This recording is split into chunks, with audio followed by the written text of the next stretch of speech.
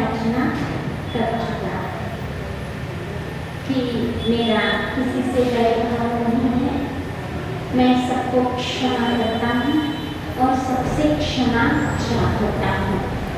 इस उदार और अनुकंपा पीयूष भरी वचन उस शिल्पी के मुख से निकले थे और इस मात्र इतने से वाक्यों को सुन करके काटे के जो उबलन थी, जो क्रोध था, जो बदला के भाव थे, वो तुरंत परिवर्तन हो जाते हैं। और विनियोगजीवी उस पुट ने कोटि कोटि अभ्यसा तन विधान को पार कर काटे की सनातन चेतना को प्रभावित किया। काटे को इन वचनों ने बहुत प्रभावित किया। क्षमा मांगते हैं, लेकिन क्षमा मांगने की जो ढंग होता है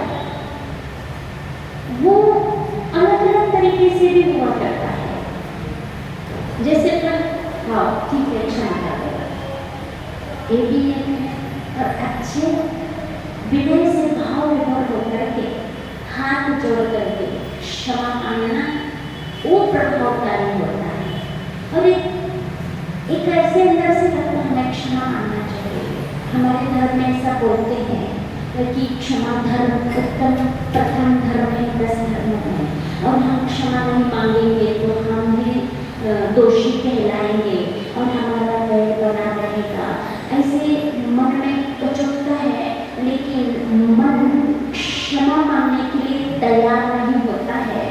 तब वो मान दशा के कारण ऐसे होता है, तब वो अंदर कचोट भी है, चुप भी रहा है कि क्षमा मांगना चाहिए, एक बार तो बोल लेना चाहिए, और मन कह रहा है, मन मान नहीं रहा है। उस समय मन को मान करके, मन को समझा करके तब सहजता से कहने में आ जाता है, हाँ ठीक है भैया क्षमा कर देना, मैं करती हूँ। सहजता से ऐसे कह दिया, अंदर से एकदम से जो क्षमा के भाव गदगद होते हुए गंभीरता से हाँ वो नहीं रहे, और ऐसे अपने मन को समझौता करने के लिए भी क्षमा मांगते हैं, वो इतना प्रभावकारी नहीं होता। लेकिन वो शिल्पी की मुद्रा कैसे थी? धीर गंभीर पुट था, और वह हाथ छोड़कर के जो क्षमा विनय के साथ मांगा था, वो वचन उस कांटे के जीवन में आर पार कर गए। जैसे अभ्रक का उदाहरण दिया है, अभ्रक शरीर में पहुंच जाता है तो पूरा शरीर में आर पार हो जाता है। अभ्रक और पारा पहुंच जाता है तो शरीर को छिद्र अंदर तक चला जाता है। ऐसे शिल्पी के क्षमा के वचन उस कार्य के चेतन में इतनी गहराई तक उतर गए, यानी उस चेतन की जो सनातन चेतन था अनादिकाल से, तो चेतना तो अनादिकाल से रहती है, लेकिन परिणति हुआ करती है वो बदलती रहती है, और कभी परिणति जो होती है वो क्षणिक होती है, कुछ देर के लिए होती है, लेकिन वो परिणति जिस चेतन के अंदर हो रहा है वो चेतन तो सनातन होता है, अनादि से होता है। तो वो सनातन चेतन के अंदर वो क्षमा के वचन ऐसे उतर गए कि उस परिणति को उसने बदल दिया। जो क्रोध या बदले के भाव थे वो वहाँ शांति धारा का काम कर दिया। तो एक बाहर हमारे प्रवृत्ति, हमारे वचन ऐसे होना चाहिए कि सामने वालों को शिक्षा या शालीनता बनने के निमित्त हमारे वचन व्यवहार होना चाहिए, इतने सभ्य, इतना शांत, ऐसे परिणाम हमारा होना चाहिए जैसे शिल्पी का हो गया है। और उत्तम पकड़ने वाला उत्तम के लिए ईंधन की विकल्पना के कारण उल्टा उतरता हुआ अतीव हंसी अनरसन क्रोध भाव का शमन हो रहा है। तो प्रतिकोप पाप परिधि का प्रतिनिधि बना प्रतिशोध भाव का वमन हो रहा है, पल प्रतिपल पुण्य निधि का प्रतिनिधि बना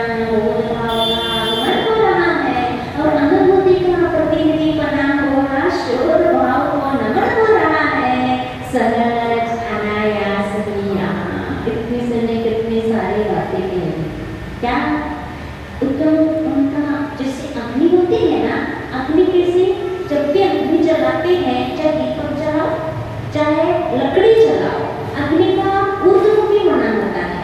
तो जैसे जैसे उसको ईंधन मिलता है तो अग्नि धधकती जाती है और ऊपर ऊपर उठती जाती है, और ईंधन यदि कम हो जाता है, समाप्त हो जाता है, ईंधन को हटाया जाता है, तो उसकी जो ऊर्ध्वमुखी जो मोटर वो धीरे धीरे क्या हो जाता है, नीचे की ओर आना होता है, फिर शांत हो जाती है अग्नि।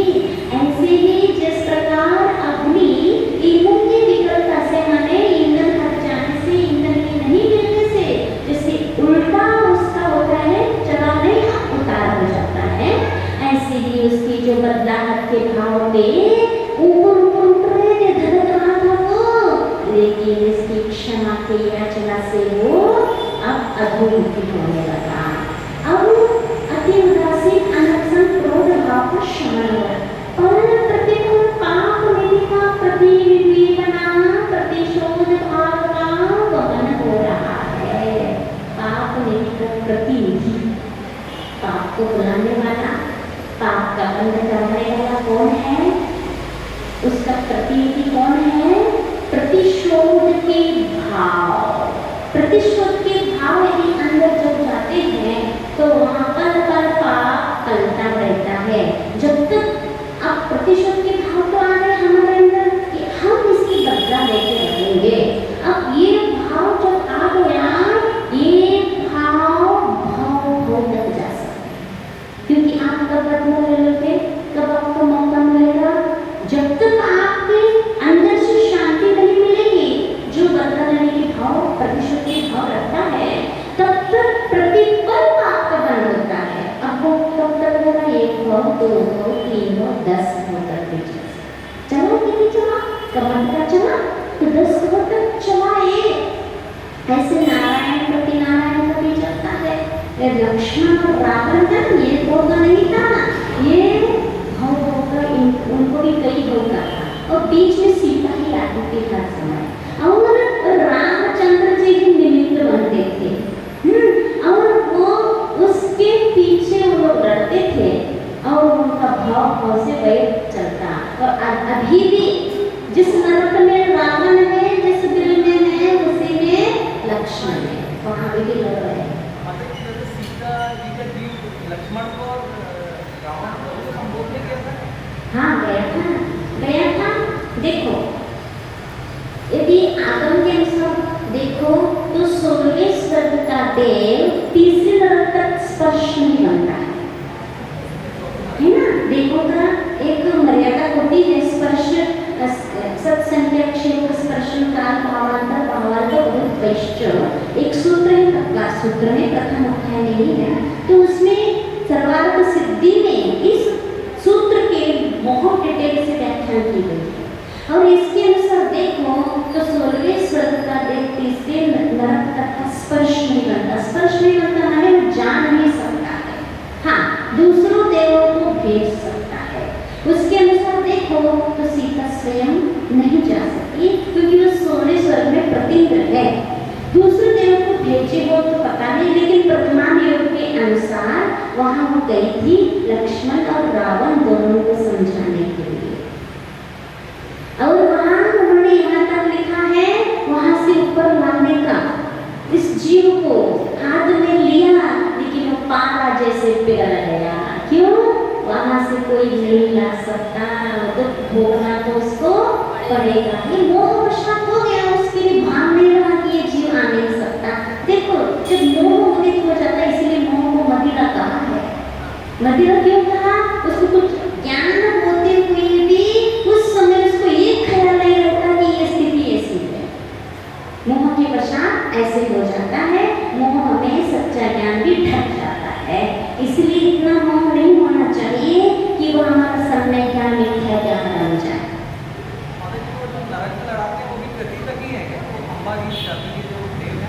तीसरे नरक तक जाते हैं, हाँ, उसके आगे नहीं जाते हैं, वो भी नीचे ही रहते हैं। ये अपनी चित्रा पृथ्वी है, चित्रा पृथ्वी के नीचे है पंगरा, खररा और अब्बुलवा। इस प्रथम पृथ्वी के 3 भेद हैं। तो 3 में है और अपने नीचे जो है 1000 योजन के बाद धवलवासी देवों का आवास है, वो घर भाग है। फिर पंखवान है, उसके नीचे वहाँ भवनवासी व्यंतर नीचे उसके नीचे घर भाग में रहते हैं ये राक्षस और असुर जाति के देव रहते हैं। और ये असुर जाति के देव में ही अम्बावरिश नाम की जाति अलग से होती है। उस अम्बावरिश जाति के देव वहां जाते हैं तीसरे नरक तक वहां भिड़ाने के लिए। उनको इसीलिए मौज आता है, इसीलिए मजा आता है, दूसरों को भिड़ा के बहुत खुश हो जाते हैं। देखो इतनी विडंबना की बात, देखो कहाँ देव पर्याय नहीं हुई है। और देव पर्याय में पर्याप्त होने के बाद कहते शुभलेशा रहती है। ऐसे कैसे शुभलेशा में एक काम होता रहता है, दूसरों को भिड़ा और अपने आनंद ले। तो इस प्रकार की संकलेश, इस प्रकार के जो दूसरों की लड़ाई से आनंद लेने वाले जो जाति के देव होते हैं ना, ये भी एक अलग ही जाति का नामकरण करते रहता है देवों का एक। तो इस जाति के नामकरण के कारण वहाँ उस प्रकार से उन्हीं के परिणाम होंगे, उन्हीं अम्बावरिश जाति के देवों के ही परिणाम ऐसे होंगे, बाकी के देव तो सब अच्छे है। तो ये जाति का भी कितना प्रभाव रहता है। है कि वहाँ ऊपर क्या देवी देवता मिथ्यात्व वहाँ पे है कि नहीं? कैसा मिथ्यात्व? देवी देवता ग्रहित मिथ्यात्व। हाँ, इसको ग्रहित मिथ्यात्व कहते हैं। और अग्रहित मिथ्यात्व माने, ग्रहित मिथ्यात्व किसे कहते हैं? जो दूसरों के उद्देश्य से एक को गुरु गुरुदेव को शास्त्र का सेवन होता है, ये ग्रहित मिथ्यात्व मात्र हुंडा अवसर पे काल में ही होता है, अन्य समय में नहीं होता है, समझो। और हुंडा अवसर पे काल कब आता है? बहुत थोड़ा थोड़ी असंख्यात थोड़ा थोड़ी अवसर पे निकलने के बाद एक बार आता है हुंडा अवसर पे निकाल। और ये हुंडा अवसर पे निकाल चल रहा है, ये हुंडा अवसर पे निकाल में ही ग्रहित मिथ्यात्व होता है। कहीं भी विदेश क्षेत्र में भी नहीं है ग्रहित मिथ्यात्व, कभी नहीं होता होगा। और अभी आने वाले कितने भी हुंडा अवसर पे होते रहेंगे, वहाँ ग्रहित मिथ्यात्व नहीं होगा। तो नीचे भी नहीं होगा, देव तो रहेंगे, लेकिन देव तो देवी देवता की पूजा नहीं करते, तो मनुष्य ही ऐसा करता है। भगवान की पूजा करते हैं, फिर सब सम्यक दृष्टि होना चाहिए कि गुजरात की भक्ति एक्चुअली बहुत रहती है। नहीं, जरूरी नहीं है। देखो व्यंतर धवल और ज्योतिष जन्म के समय नियम से मिथ्या दृष्टि होती है, नियम से, है ना। वहां जाने के बाद सम्यक को ग्रहण कर सकते हैं, जरूरी नहीं है करें। सब समोसों में जा रहे हैं, नंदीश्वर तीर्थ जा रहे हैं, पूजन कर रहे हैं, और वहां भी हर देव अपने विमान में, अपने भवन में, कृत्रिम चैत्यालय हर विमान में रहते हैं, हर देव पूजा करता है, लेकिन स्वरूप को समझ के नहीं करता है, विग्रह का समझ के नहीं, वो अपने कुल देव का समझ के करता है। हाँ, इसीलिए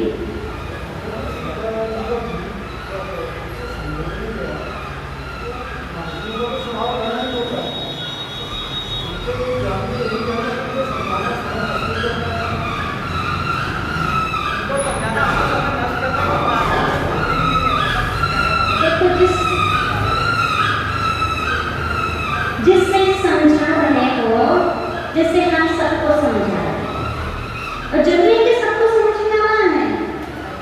हम ये समझे कि हमारा समय बर्बाद हो रहा है, समझ जाओ। हम कैसे समझे, आपको समझ में आ रहा कि नहीं आ रहा? समय कुछ ऐसा नहीं सोचता है, ये सोचता है इसका कुछ ना कुछ असर पड़ेगा, है ना। हम इतना बोल रहे, 1 घंटा बोल रहे हैं, तो एक और शब्द भी इसके अंदर जाए, ना जाने कब कौन सा निमित्त किसको काम कर जाए। इस दया भावना से समझाइए, तो समझ में आए न आए, लेकिन जिस समय जो समझा रहा है उसका तो धर्म न हो रहा है। हाँ, उसका ऐसा हुआ था। हाँ? सीता के जीव को जैसे देखते हैं तो जाति से ऐसा समझ आ जाता है किसको?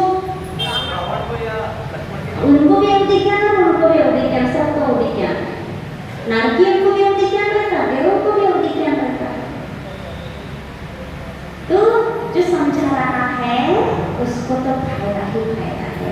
समझने वाला समझे, ना समझे, यदि अंतरंग से उपादान की जागृति रहती है तो समझ जाएगा, और उपादान सोता रहता है तो नहीं समझेगा। लेकिन समझाने वालों को तो कोई समय बर्बाद नहीं है, फायदा ही, चाहे अच्छी बात हो चाहे बुरी बात हो। यदि हाथ में कोयला है, अंगार है, फेंक दिए दूसरों को, आपका हाथ जरूर जलेगा। कोयला है, आपका हाथ काम जरूर है, और सामने वाला उससे कौन से बच सकता है? आपका वो निशान नहीं बना जहां फेंकना था, बच गया, लेकिन आप जल जाएंगे, जरूर है कि नहीं है? हाँ, आप दूसरों को, आपके हाथ में चंदन का चूर्ण है और दूसरे के ऊपर छिड़काना चाहते हैं, और वो छिड़के ना छिड़के आपका हाथ की सुगंधी से भर ही जाएगा। हर चीज ऐसी ही है, अकेले उपदेश का नहीं सोचना। हम दूसरों के बारे में बुराई करते हैं, दूसरों को गाली देते हैं, दूसरों के बारे में बुरा सोचते हैं।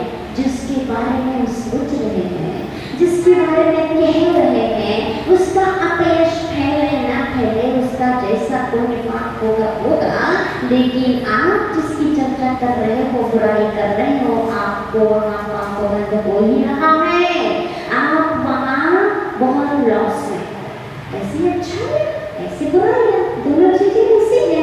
इसीलिए सामने वाला समझ रहा है, नहीं समझ रहा है, ऐसा नहीं सोचना कि हम स्वयं समझ रहे हैं, उसका निमित्त लेकर के, उसके निमित्त से हम आनंद ले रहे हैं। हम तो यही करते हैं, हमें भूख माटी में इतना आनंद आता है, गुरुदेव के ये वाले जो भी भूख माटी तो ऐसी है, हम स्वयं आनंद लेते हैं। और आप लोगों को कितना आनंद आ रहा है, नहीं आ रहा है, वो आपके ऊपर डिपेंड है ना। तो आपके निमित्त से हम आनंद ले रहे हैं, है कि नहीं? ऐसे ही दूसरों को निमित्त भले बनाओ और स्वयं लुटा। तो ये क्या हो रहा है? तो ये जो बदले के भाव थे वो कैसे हो गए? क्षमा मांगने से नीचे हो गए। और जो पाप का प्रतिनिधि प्रतिशोध के भाव, वो प्रतिपल क्या कह रहे हैं? जब से आपने गांठ बांधा प्रतिशोध का, उस समय से लेकर प्रतिपल आप पाप का बंद कर रहे हो। भले आप भूल गए, मान लो आप किसी से ठान लिया कि हम इससे जब मौका मिलेगा ना तो हमको इनको मजा चढ़ाएंगे, इनकी प्रतिशोध लिए बिना हमारे आत्मा को शांति नहीं मिलेगी। इस प्रकार के आपने सोच लिया, मन में ठान लिया, फिर वही तो सोचते नहीं रहेंगे। ठानने के बाद आप अपने काम में भी लग गए। थोड़ी देर बाद अपने व्यापार में, अपने काम में, खाने पीने में या दुकान में, मकान में लग गए। अब उस समय भी आपका पाप बंद हो रहा है उस गांठ का। बुद्धि लगी नहीं है, लेकिन आपने गांठ बांध के रखा है ना। भले ही आपका अभी व्यापार, पंचेंद्री का व्यापार दूसरी जगह चल रहा है, लेकिन अंदर क्या पाल के रखा है? गांठ। इसीलिए ये कह रहे हैं प्रतिपल पाप निधि का प्रतिनिधि है, ये प्रतिपल आपको पाप बन रहा है। ऐसे ही अच्छाई में भी ऐसे है, ये सोचते हैं कि नहीं, कुछ ना कुछ करके ये जो रास्ता, गलत रास्ता चल रहा है, हम इसको धीरे धीरे कुछ भी करके इसको धर्म क्रिया में, धर्म में, मार्ग में हम लगाएंगे, हम प्रयास करेंगे, हम प्रयास करके ही रहेंगे। इस प्रकार के लिए अपन गांठ बांध सकते हैं। गांठ मात्र एक ही तरह की नहीं होती है, अच्छाई की भी तो गांठ होती है। कोई हमारा मित्र है, हमारे बहन भाई कोई भी है और वो गलत चल रहा है, हमने ठान लिया नहीं, इसको हम तो रास्ते में अच्छा रास्ता दिखाएंगे। जब मौका मिलेगा प्रेम से कुछ भी उदाहरण दे करके या किसी की संगति में ले जा करके अंदर जो तड़पन होगी उनके प्रति रास्ते में लाने की, ये भी एक प्रकार की गांठ होती है। तो कौन से गांठ बांधना है? प्रतिशोध के नहीं बांधना है, किसी के हित की गांठ बांधो, किसी को मार्ग में लाने की गांठ बांधो, तो वहाँ अपना भी हित है और उनका भी वहाँ प्रतिपल पुण्य बनेगा, यहाँ प्रतिपल पाप बनेगा। ये पाप नीति का प्रतिनिधि बना प्रतिशोध भाव का वमन हो रहा है।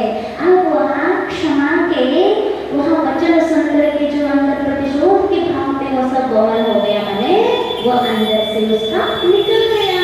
पल प्रतिपल पुण्य निधि का प्रतिनिधि बना हुआ बोध भाव का आगमन हो रहा है। उसको ये समझ में आ गया कि क्षमा क्या होती है, क्षमा मांगने से क्या होता है।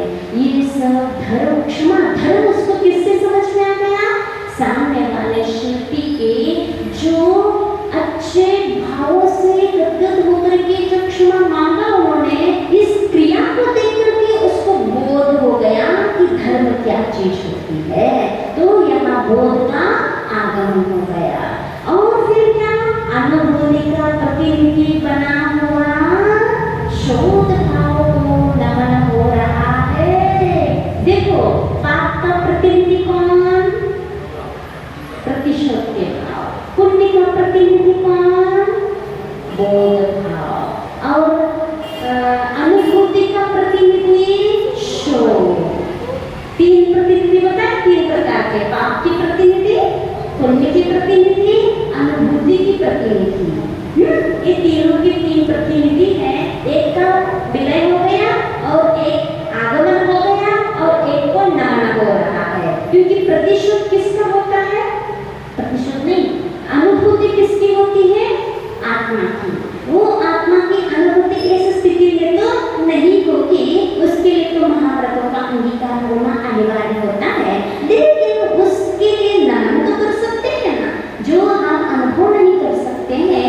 लेकिन ये चीज हमें समझ में आ जाए कि आत्मा का स्वरूप क्या है और आत्मा का धर्म क्या है। ये जिसको समझ में आ गया, हमारे बोध हो गया, उसका बोध का आगमन हो गया। और जिस समय बोध का आगमन हो गया, उस समय उस आत्म तत्व को, उस धर्म को नमन भी होता है ना। हमें समझ में आ गया एक क्षमा धर्म, समझ में आ गया बोध हो गया, और उसी समय क्षमा धर्म के लिए नमन हो गया। ये सहज अनायास यहाँ हुआ। प्रकृति को ही और स्पष्ट प्रकाशित करने से यह लेखनी उद्यमशीला होती है कि बोध के सिंचन बिना शब्दों के पौधे कभी लगनाते नहीं। यह भी सत्य है कि शब्दों के पौधों पर सुगंध मकरंद भरे बोध के फूल कभी महकते नहीं। अब लेखनी बोल रही है, कभी कभी बीच बीच में लेखनी भी बोलती है, माने आचार्य श्री स्वयं उसमें बोल देते हैं बीच में आके कि क्या कह रही है? बोध के सिंचन बिना शब्दों के पौधे ये कभी लहराते नहीं। शब्द कितने भी अच्छे वचन प्रवचन दो, लेकिन उसका मर्म जब तक समझ में नहीं आता है, उसका कुछ भी सिंचन आत्मा के ऊपर होने वाला नहीं है। और यदि एक शब्द का भी अर्थ समझ में आ गया, बोध हो गया, तो वही अर्थ हमारे आत्मा को प्रफुल्लित करने वाला होगा, आत्मा को जागृत करने वाला होगा। कब? शब्द तो हो रहे हैं, लेकिन शब्द में जो अर्थ छुपा हुआ है, वो अर्थ में समझ में जब आएगा, तब हमें अपने आत्मा का सिंचन होगा। इसीलिए इस खंड का नाम क्या है जो अपन खंड कर रहे हैं? बोध सो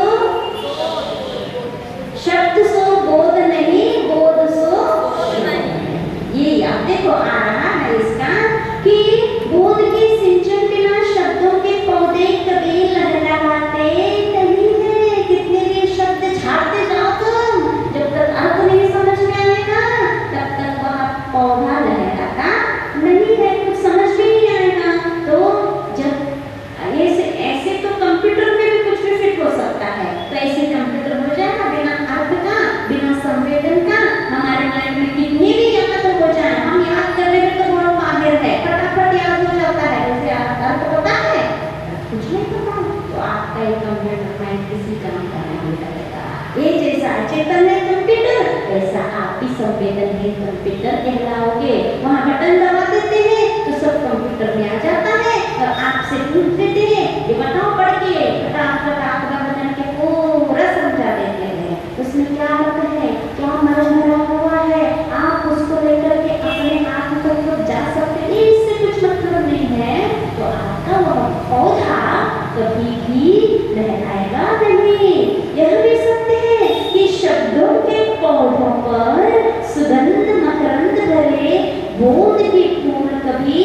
महकते ही नहीं। कहाँ महकते हैं? शब्द तो जड़ है, शब्द खुद कर बनाए हैं, है कि नहीं है? जो आपको शब्द कानों में टकरा रहे हैं वो क्या है? उद्गल है। उद्गल में संवेदना है क्या? नहीं है। लेकिन आप उस मात्र शब्दों में कोई संवेदना नहीं है आपको, लेकिन वो आपको संवेदनशील बनने के लिए माध्यम बन सकते हैं, एक माध्यम है। लेकिन आपको यदि संवेदनशील आप नहीं होंगे तो शब्दों पर कभी बोध के फूल नहीं खिलेंगे। फिर संवेदित स्वार्थ फलों के दल दोलाई कहाँ कहोगे? फिर यदि उन शब्दों में अर्थ ही समझ में नहीं आया तो फिर वो संवेदना के योग्य जिसका हम संवेदन करना चाहते हैं, उस संवेदना का स्वाद, उन स्वाद फल का वहाँ कहाँ लगना संभव है? फल कब हो लगेंगे? बिना फूल की कोई फल होता है क्या? देखा कोई भी फल देखो, पहले फूल फिर बाद में फल। फूल ही नहीं है तो फल कहाँ से चखने में आएगा? इसीलिए एक शब्द और शब्दों के अंदर यदि बोध है, बोध हो गए फूल। बहुत सी चीजें हैं जो हम पढ़ते हैं, जो जिसमें लिखा हुआ जैसे भक्तामृत पढ़ते हैं या अभिषेक पाठ पढ़ते हैं, लेकिन उनका तो ज्ञान ही नहीं है। अपन जो पढ़ते हैं आपको तो परिभाषा नहीं आती। तो आपका उसका संवेदन तो नहीं होगा। ज्ञान का देखो, श्रद्धा बात अलग हो जाती है और ज्ञान बात अलग हो जाती है कि नहीं? एक आत्मा का श्रद्धा गुण भी है और ज्ञान गुण भी है। आप श्रद्धा गुण का अनुभव तो कर रहे हैं, मतलब आपके अंदर श्रद्धा गुण है, लेकिन उस समय ज्ञान गुण सुशित है। हाँ, कैसे? आप भक्तों को इतनी श्रद्धा से पढ़ते हैं, श्रद्धा गुण तो जागृति है और ये भी पता है इसमें भगवान की भक्ति है, वीरराग प्रभु की भक्ति भरी हुई है, लेकिन किस प्रकार से भक्ति है, क्या है भगवान इसमें, अर्थ क्या है, ये समझ में नहीं आ रहा है। आपका श्रद्धा गुण जागृत है लेकिन ज्ञान गुण इतना जागृत नहीं है। ठीक है, लेकिन श्रद्धा गुण ही मजबूत है। ज्ञान नहीं भी रहे, ज्ञान इतना मायना नहीं रखता है। श्रद्धा कि आचार्य कहते हैं ज्ञान चिल्लाता आस्था झेलती विपत्ति आने पर। क्या? ज्ञान चिल्लाता, श्रद्धा झेलती है विपत्ति आने पर। जब भी विपत्ति संकट आता है, यदि हमारे अंदर श्रद्धा है, नहीं हमारे देव शास्त्र गुरु की शरण मुझे मिला हुआ है, मुझे कोई बुरा मेरे साथ कर ही नहीं सकता है, या ये श्रद्धा है, हमारा कर्म का उदय मुझे दे रहा है, ये श्रद्धा आपके अंदर है, आपको कोई दिला नहीं सकता है। झेलने की क्षमता श्रद्धा के ऊपर है। ज्ञान क्या करेगा? तर्क करेगा, ज्ञान टकराएगा, द्वंद्व पैदा करेगा। हाँ, तुमने ऐसा किया था इसलिए मैंने ऐसा किया, तुमने बोला था इसलिए मैंने बोला, जैसे था वैसे हुआ। ये ज्ञान तर्क करेगा। तर्क वितर्क करने का काम ज्ञान का होता है श्रद्धा के बिना। और जो ज्ञान श्रद्धा से जुड़ा हुआ तो वहाँ विवेक रहता है, वो टकराने वाला ज्ञान नहीं रहता है। तो ये कहना है यदि शब्द बिना शब्द की भी कल्याण हो सकता है, हो सकता कि नहीं हो सकता? जैसे त्रिंच है, त्रिंच को शब्द नहीं समझते हैं, उनको संवेद दर्शन हो सकता है मात्र की तरह का मुद्रा देकर। देख लिया, मुद्रा का समझ में आने संवेद दर्शन की प्राप्ति हो गई। लेकिन अपने जैसे लोगों के लिए यह शब्दों की बात कही जा रही है जो मात्र शब्द शब्द ज्ञान ज्ञान चलाते हैं। और आजकल के बच्चे मात्र शब्द, मात्र कंप्यूटर माइंड बनाना है, वहाँ कोई संवेदन अर्थ क्या तथ्य भरा हुआ है कुछ मतलब नहीं, मात्र हमें परसेंटेज लाना है। जिन ज्ञान ज्ञान चलाने का जो काम हो रहा है, अच्छे ये कह रहे हैं उसका तथ्य समझो ना, अर्थ समझो। जब अर्थ नहीं समझोगे, उसका प्रयोजन नहीं समझोगे तो आपका अनुभव भी नहीं होगा। उसका प्रयोजन समझना यानी फूल, शब्दों के पौधे में फूल लगना माने प्रयोजन समझना, तथ्य समझना, उसका अर्थ समझना, उसका मर्म समझना, उसकी जितनी गहराई तक जाना चाहते हो उतना चले जाओ, उतना ही फूल महकता जाएगा। और बाद में वही फूल धीरे धीरे फल बन जाता है, माने अनुभूति।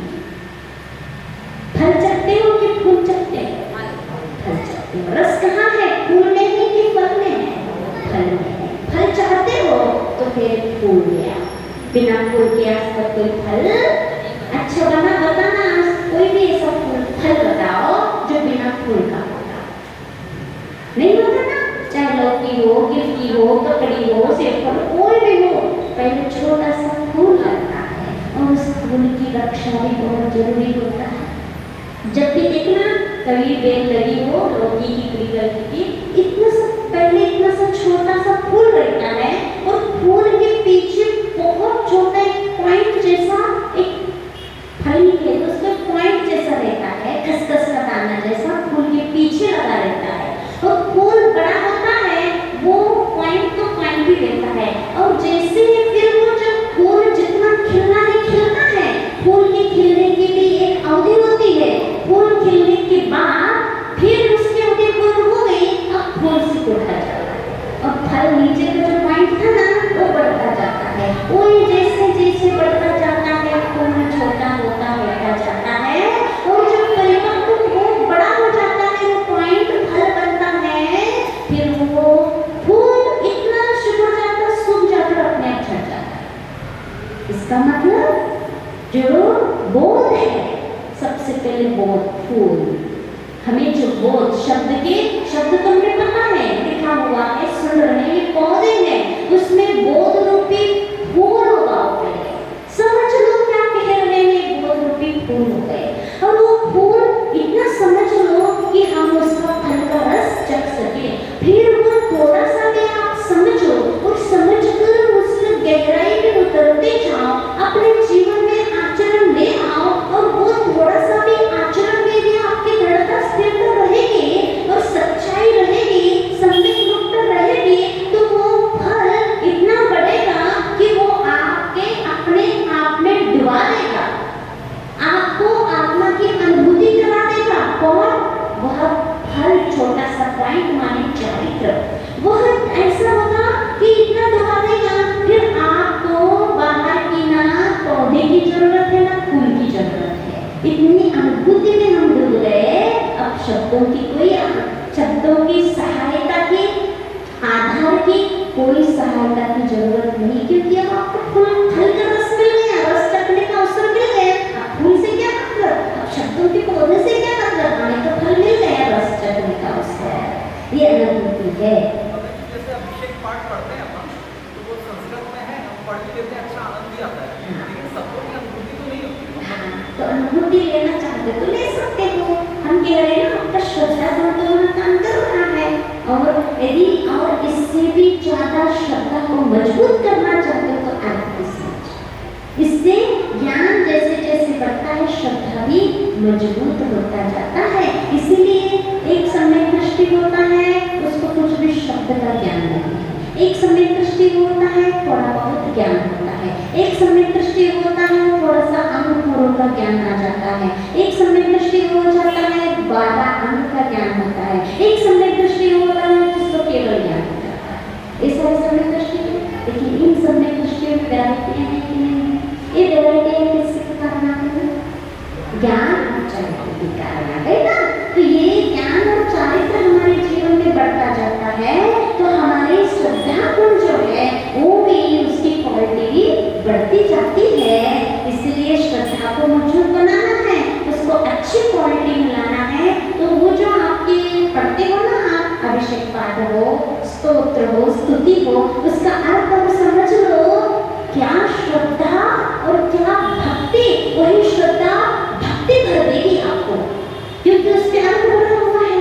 अर्थ भक्ति, वो श्रद्धा जो है ना, श्रद्धा के साथ भक्ति हो जाएगी और श्रद्धा के साथ यदि भक्ति नहीं दिया तो दोनों की जोड़ी ऐसी हो जाएगी, फिर एक दूसरे साथ देंगे तो श्रद्धा कभी बीच में छूटेगी नहीं, उसके साथ देने वाली सहेली भक्ति हो जाएगी, है ना। तो इस सहेली को थोड़ा सा अपना सहेली बनाओ, दोस्त बनाओ, किसको?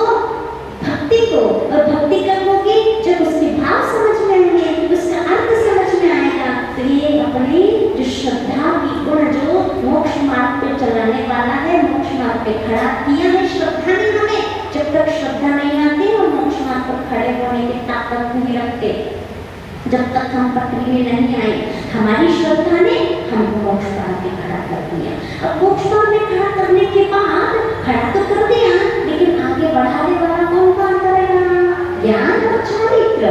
और ज्ञान चारित्र हमारे साथ है तो धीरे धीरे कदम बढ़ेंगे हमारे। और जितने ज्ञान और चारित्र ने साथ दिया, श्रद्धा की दौड़ उतनी ही तेज हो जाएगी और उसके पैरों में दम आ जाएंगे। तो एक दिन वो समय इसकी अवगाढ़ परमावगाढ़ सम्यक दर्शन का नाम सुना आपने? अवगाढ़ सम्यक दर्शन किसको होता है? द्वादशांग पाटी, जिसको द्वादशांग का ज्ञान होता है, जो शुद्ध केवली महाराज को जो सम्यक दर्शन होता है उसको अवगाढ़ सम्यक दर्शन कहते हैं। और केवल ज्ञानी का जो सम्यक दर्शन, वो भी सम्यक दर्शन, क्षायिक सम्यक दर्शन, वो परमावगाढ़ सम्यक दर्शन कहलाता है। और अपना जो सामान्य सम्यक दर्शन, इनमें भी बहुत सारी वैरायटी है। जो जितना समझेगा और समझ के जितना चलने का प्रयास करेगा, उसकी श्रद्धा बढ़ती, मजबूती बढ़ती जाती है। वो समझ होते हैं बस।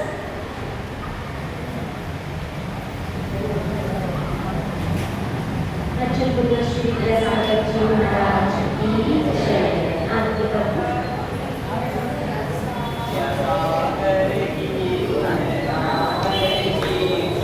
मंगल